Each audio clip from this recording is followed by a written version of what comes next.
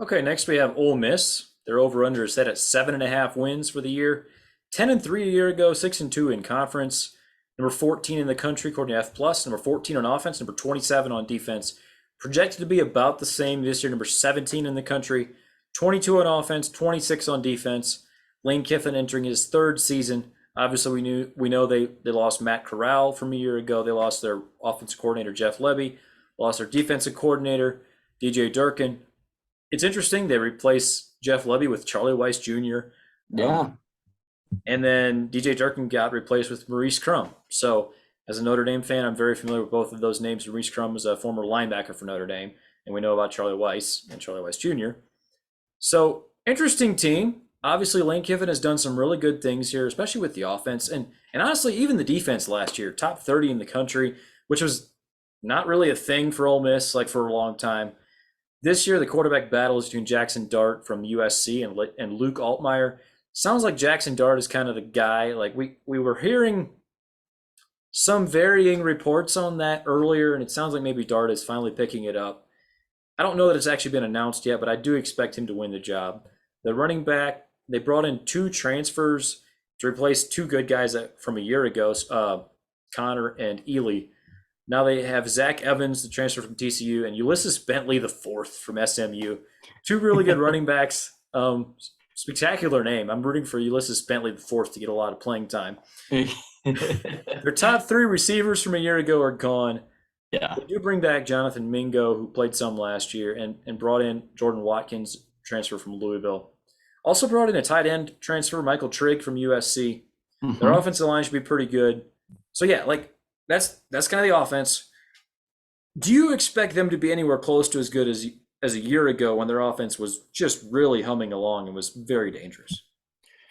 The amount of production that's gone is staggering. I think it's truly staggering the amount of production they lost, not just from a player's perspective, but also from a coach perspective. So much turnover there in Oxford. Matt Corral was incredible. As everything fit there, he and Kiffin, they jived, or Levy, whoever. Yeah, it worked. Whatever was happening really worked. The connections were just, it was really neat watching that offense go. Zach Evans is a stud, the guy, the new running back for this year. We're still uncertain on the quarterback decision. It's between Altmaier and Dart. Altmaier is kind of the guy from what I've been hearing, even though everyone thought when Jackson Dart transfers in that it's just his job. Luke Altmaier seems to kind of have a slight lead right now. That's interesting. Yeah, it's something to keep an eye on. So we're hearing different things apparently. I like it. Are we? Well, no, you go. I've heard a little bit of both this fall, honestly, but the last thing I heard was Dart. So I don't know.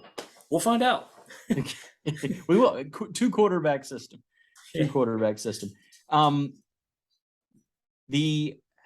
What I can't get by is how much they've lost.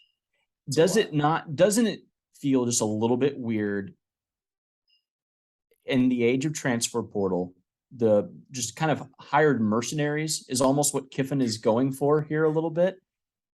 And like, okay, is there any chance that something is wrong or halfway rotten with the program when that much leaves at one time? We're not just talking about Corral and the receivers and the running backs. We're talking about your offensive coordinator and your defensive coordinator, both of whom called the plays. Like that's concerning. Like for me, that's very concerning. And when you have an Ole Miss team that needs to get to 8-4 to cover, I'm worried. I'm worried about that. Like I could see. I mean, Kiffin's not the most stable dude in the history of coaches. Like, yeah, like am I crazy to be concerned about that? No, you're not crazy. I do think that I'm not really that concerned about the fact that their coordinators left. To me makes sense. I mean, they went for the Oklahoma job and the Texas A&M job, and Ole Miss has done a really good job of elevating their program. But you still don't have the sticker shock of, you don't have the name recognition of an Oklahoma and a Texas A&M. I don't think any Ole Miss fans are shocked to hear that. So to me, that feels like normal. That's a normal thing. Alabama, Notre Dame, Ohio State, big name schools lose coordinators all the time. Sure. whatever. I don't think it's that big of a deal. I do think this number at 7.5 is perfect. I think Yeah. Vegas nailed this number. I'm Yeah, I'm kind of shaking in my boots. This is not one I would play actually. We have to make a pick here. I do like the defense. I think that their defensive line is deep and pretty good. They Hmm. have some good linebacker transfers. They feel good about a deep secondary led by their safety AJ Finley. He's kind of a big name there. Easy non-con. Like if you look at their schedule, you have Troy, Central Arkansas, Georgia Tech, and Tulsa. Yeah. There's maybe a slight chance. Okay, so Troy, Georgia Tech, and Tulsa. Is there a chance they slip up and lose one of those three? Yeah, I guess. My prediction is 4-0. Like to me, that feels like if not blowouts, at least solid wins all around. So then you just have to go 4-4 in the SEC, Yeah. and you get Vanderbilt. That's nice to have that on your crossover slate. That feels like a guaranteed win. Kentucky, they get at home. Auburn, they get at home. You like that. You get the Egg Bowl at home this year, Mississippi State. You have to go to Arkansas. You have to go to LSU. So those are some of those swing games. To me, yeah, like I said, this number feels great. I'm going to take over. It's more just trust in Kiffin and feeling pretty good about some of what they brought in to replace everything they lost. Hmm. I do think it's going to be a really good running game. And if they can get good quarterback play, and again, kind of a consistent theme with what we've been saying with some of the other schools, when you have what feels like two talented options, it raises the floor for your quarterback play. I don't know that they're not going to get Matt Corral level quarterback play this year, but I think it's going to be solid. And I think they're going to have two really good running backs. I don't know that the offensive system is that dependent on having amazing receivers. Like it feels Hmm. like one of those systems that it almost, as long as your receivers are competent, you're going to be okay. Like it's just kind of like you were mentioning with Arkansas, with Kendall Briles at creating easy yards. Ole Miss Yeah. does that too. You Yeah. just they create easy yards, Yep. and so I guess me taking the over, it's not confident, but it's just kind of a faith in that system. And I guess maybe we'll find out a little bit about how much was Lane Kiffin and how much was Jeff Lebby. I think they're Hmm. both good. Like I think they're both good offensive minds. I think that it doesn't have to be one or the other. It can be both. And I think Lane Kiffin will probably be good at training in a young guy like Charlie Weiss Jr. And he's had him under his system before. I don't expect it to be a huge issue.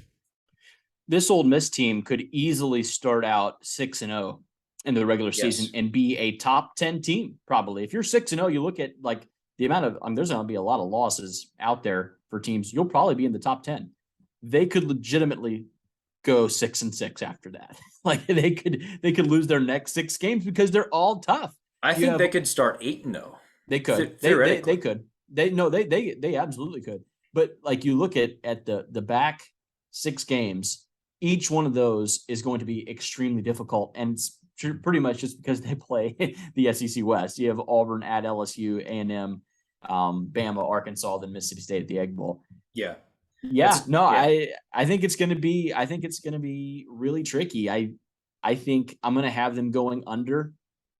Just 7-5 is where I'll have them finishing this year. Um, I think all of these teams in the SEC West go bowling. Like I think Yeah. this is They going to might. be. I know I really believe that. I think there's a lot of really um the quality all the way down 1 through 7 is incredible on this side of the division. Old Miss, I think, is a good team. I mentioned, I think the turnover, the amount of turnover that they have there, I think is scary. The production that's gone, Mhm. and that they're having to replace, I think is worrisome. But yeah, I still Kiffin is still a genius. Like let's not forget Yeah. that either. Like Kiffin is still a quarterback whisperer. He is still a genius.